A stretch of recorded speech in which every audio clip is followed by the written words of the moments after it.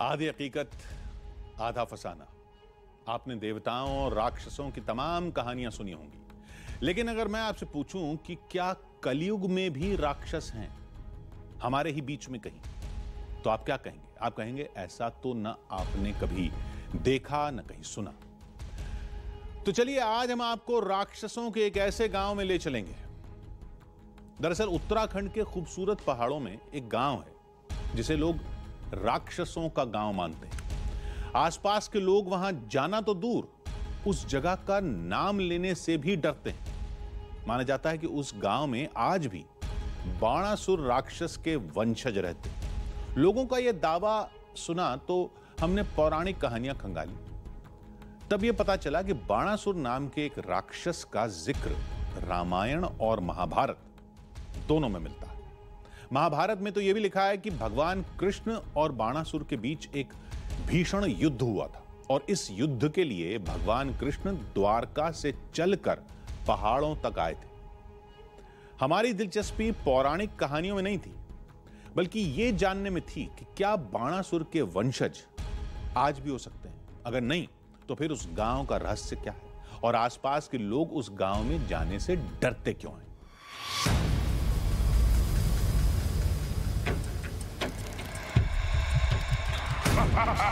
राक्षसों का गांव,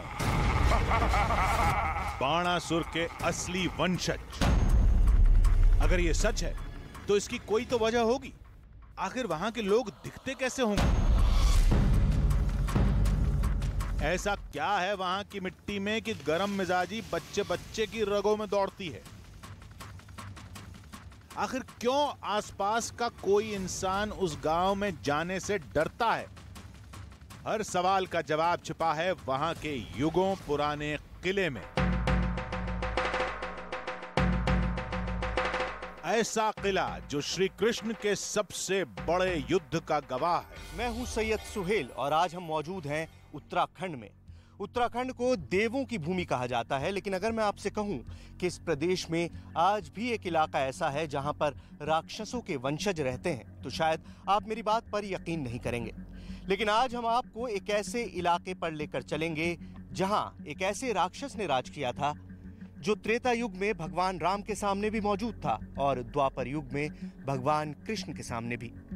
एक ऐसा राक्षस जिसके पास असीम शक्ति थी और जिसने श्री कृष्ण से ऐसा युद्ध किया था कि आज भी इस इलाके की जमीन लाल है। आज हम आपको कुछ ऐसे लोगों से मिलवाएंगे जो खुद को राक्षस का वंशज मानते हैं और उन्हें इस बात पर गर्व है। बाणासुर के वंशजों से पहले खुद बाणासुर की कहानी को समझना जरूरी था।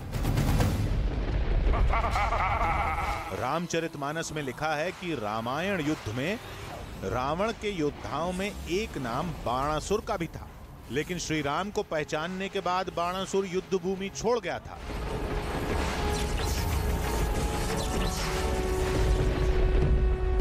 बाणासुर का अगला जिक्र हुआ शिव पुराण में, जिसमें बाणासुर को सबसे बड़ा शिव भक्त बताया गया और कहा गया कि बाणासुर को अपना पुत्र मानकर खुद महादेव ने उसे अजेय होने का वरदान दिया था। लेकिन उस वरदान की एक शर्त भी थी। मेरे आशीर्वाद और संरक्षण के कारण यदि तुम्हें यह लगता है कि तुम महाशक्तिशाली हो चुके तो तुम्हारा संहार करने के लिए आ रहा है एक युग पुरुष।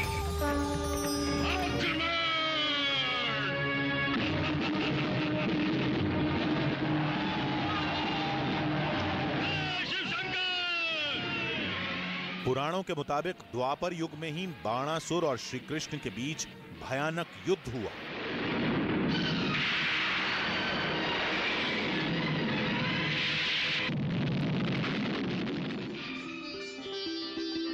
वजह थी श्री कृष्ण के पोते अनिरुद्ध और बाणासुर की बेटी उषा की प्रेम कहानी। बाणासुर की पोती ने एक दिन रात में स्वप्न देख लिया था। स्वप्न में उसने अनिरुद्ध को देखा। फिर उसको देखा तो उसको फिर चैन नहीं पड़ा, तो अपनी सहेली चित्रलेखा को बुलाया। बोला दोस्त तू मेरा काम कर दे, इसको ढूंढ निकाल। चित्रलेखा, चित्रलेखा। कथा के मुताबिक चित्रलेखा अनिरुद्ध को द्वारका से बाणासुर के महल में ले आई। अनिरुद्ध को लेकर आई हो, परंतु कहाँ है वो? वहाँ विश्राम कर रहा है तुम्हारा चिच्चोर।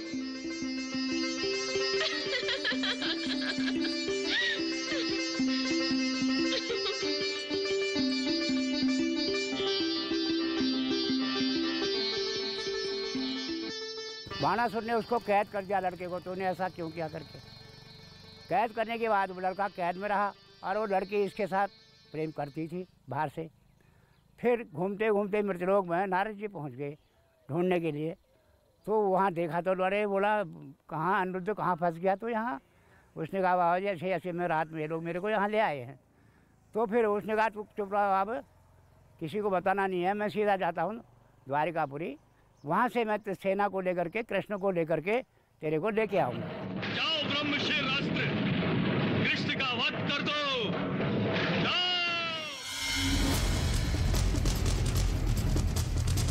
माना जाता है कि श्री कृष्ण ने अनिरुद्ध को आजाद कराने के लिए बाणासुर के किले पर हमला किया।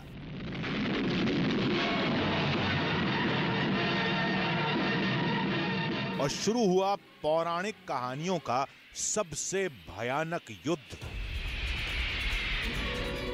शिव पुराण में लिखा है कि इस युद्ध में बड़ा नरसंहार हुआ और श्री कृष्ण की लीला के सामने बाणासुर का घमंड चकनाचूर हुआ था।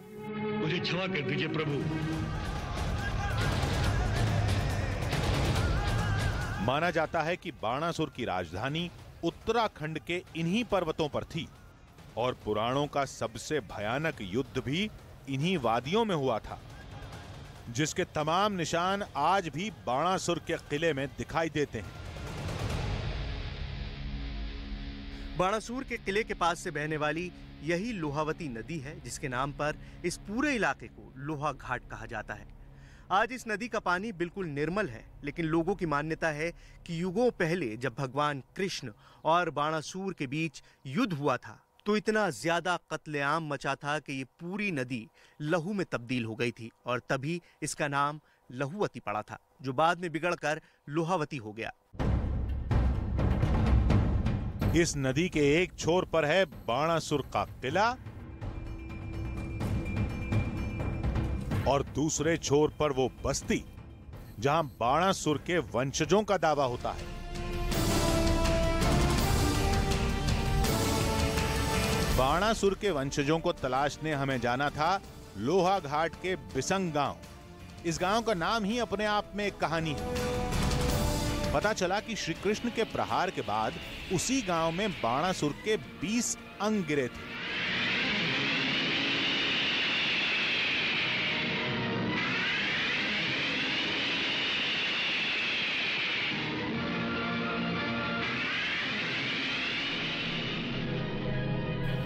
अंग, यही नाम बिगड़कर बना बिसंग गांव। लेकिन वहां तक जाने से पहले नजर पड़ी उन ऊंचे पहाड़ों पर। बताया गया कि मौसम साफ हो तो यहां से कैलाश पर्वत की पहली झलक दिखती है और इन्हीं पर्वतों से जुड़ी है भगवान शिव और बाणासुर की एक दिलचस्प कहानी। बाणासुर भगवान शिव का कितना बड़ा भक्त था, इसका अंदाजा आप इस बात से लगा सकते हैं कि वो रोजाना यहाँ अपने किले से दूर हिमालय में कैलाश पर्वत तक उनकी आराधना के लिए सुबह और शाम जाया करता था। आपको इस वक्त कैलाश मानसरोवर यहाँ से दिखाई नहीं दे रहा होगा क्योंकि पीछे पहाड़ों में बहुत ज़्यादा धुंध है और बारिश हो रही है, लेकिन जैसे कि मान्यता है कि उसकी इसी आराधना और भक्ति से खुश होकर भगवान शिव ने उसे अजय रहने का वरदान दिया था।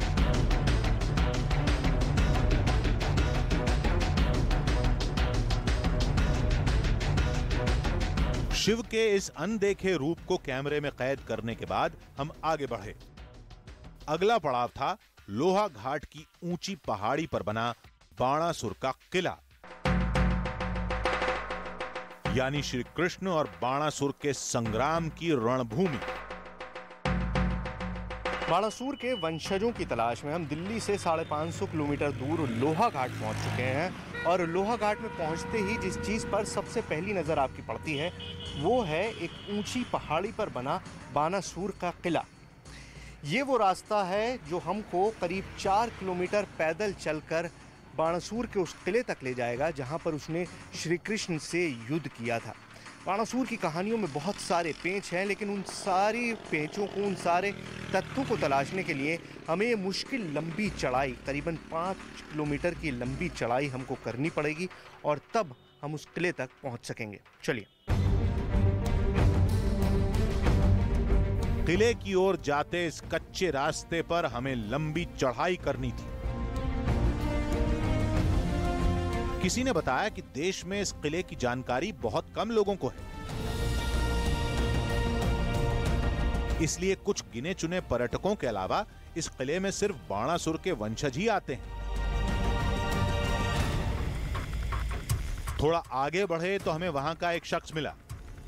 पूछा तो पता चला कि वो खुद भी बाणासुर का वंशज है, यानी उसी बस्ती का जिसे राक्षसों का गांव कहते हैं।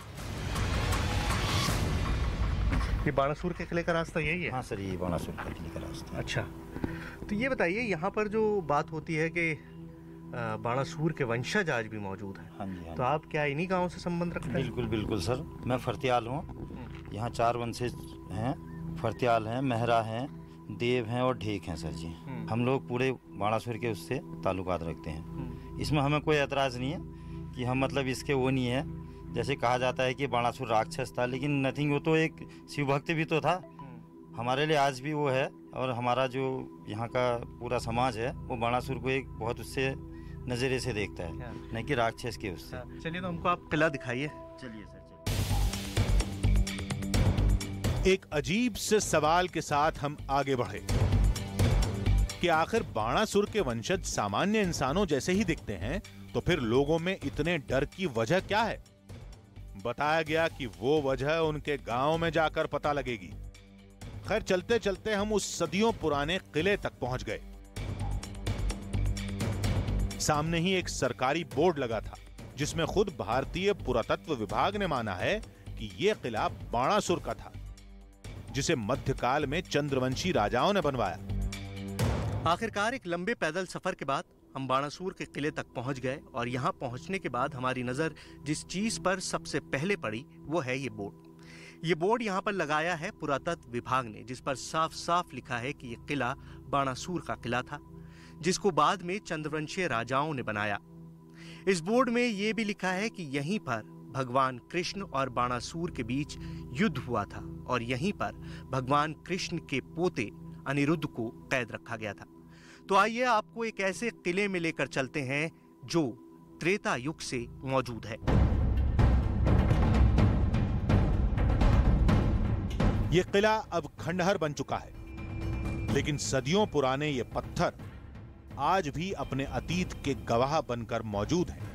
कहते हैं कि इसी किले में राक्षस बाणासुर का महल था और आसपास की पहाड़ियों में उसकी राक्षस सेना रहा करती थी। लोगों ने बताया कि मध्यकाल में कई बार इस किले को बनवाने की कोशिश की गई, लेकिन कोई श्राप है जिसकी वजह से इस किले की छत जितनी बार बनी उतनी बार धराशायी हो गई।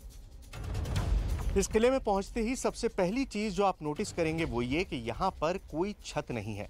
और ऐसा नहीं है कि छत बनाने की कोशिश नहीं की गई।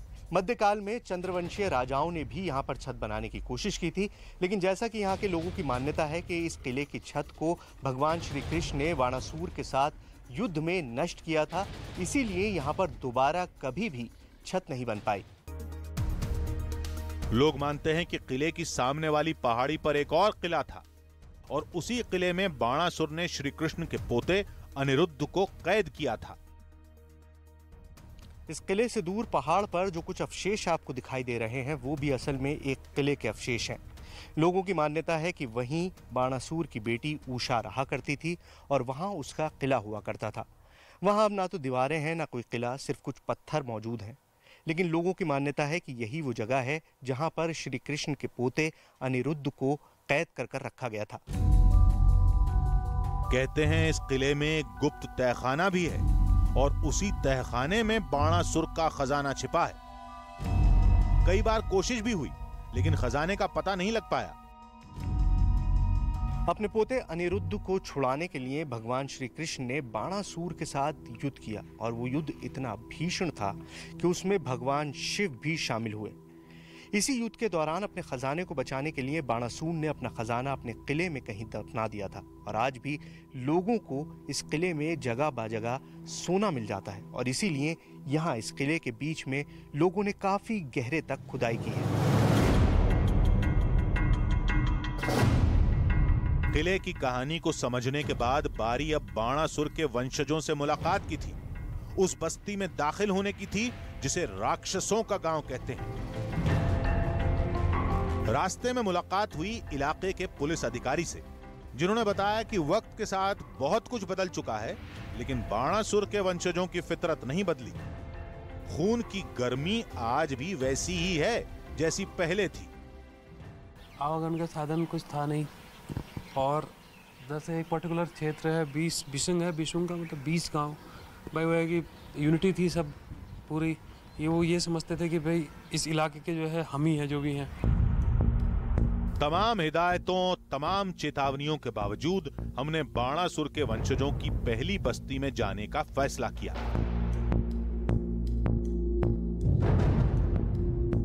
घरों की दीवारों पर महादेव के चित्र बने थे, जिनमें बाणासुर की शिव भक्ति आज भी जिंदा है। आगे बढ़े तो गांव के तमाम लोग दिखाई दिए। इस गांव और देश के दूसरे गांवों में कोई फर्क नहीं था। वही खेत, वही खेती, वैसे ही लोग, वैसी ही जिंदगी। कुछ अलग थी तो बस खून की गर्मी। बाणासुर तो सर कोई राक्षस थोड़ी था, वो भी तो देवता था। कोई राक्षस की औलाद थोड़ी हैं ये हम तो देवता की औलाद हैं। अगर हैं भी तो देवता की औलाद हैं हम। बातों से साफ था कि यहाँ के लोग बाणासुर को राक्षस नहीं मानते, बल्कि एक सच्चा शिव भक्त मानते हैं। कहते हैं उनकी गरम मिजाजी पुरखों की देन है। मैं आपके साथ इतनी अच्छी तरह बात कर रहा हूँ तो आपको ये भी नहीं, अभी मेरा आप एनालिसिस नहीं कर सकते। ये मेरे ब्लड का है, जेनेटिक है। हम इस बस्ती के अलग अलग गांवों में घूमते रहे। लोगों की बातों में एक जोश जरूर दिखा, लेकिन लड़ाई झगड़ा, मारपीट वैसा कुछ भी नहीं जैसा बताया गया था। ये सच है कि लोहा घाट के इन पर्वतों का जिक्र पुराणों में हुआ है। ये भी सच है कि श्री कृष्ण और महादेव के युद्ध की कहानी भी इसी जगह से जुड़ी है। ये भी माना जा सकता है कि बाणासुर इसी इलाके में राज करता था, लेकिन बाणासुर के वंशजों का दावा सिर्फ दावा ही नजर आता है। तो राक्षसों के गांव की कहानी सिर्फ लोगों का भ्रम है, जो शायद अब यहां के लोगों की जिंदगी का हिस्सा बन चुका है। यह सच है कि उस गांव के लोग खुद को बाणासुर का वंशज मानते हैं, लेकिन इस बात में जरा भी सच्चाई नहीं है कि वहां रहने वालों के पास कोई अद्भुत शक्तियां हैं। उस गांव की पड़ताल के दौरान हमें ऐसी कोई वजह दिखाई नहीं दी जिसकी वजह से वहां के लोगों से डरा जाए। इसलिए उस गांव के लोगों का बाणासुर का वंशज समझा जाना हमें इस दावे में हकीकत कम और फसाना ज्यादा लगा। आज के लिए इतना ही। अगले हफ्ते फिर मिलेंगे एक नई कहानी के साथ, जिसमें थोड़ा सच होगा, थोड़ा बहाना, आधी हकीकत, आधा फसाना।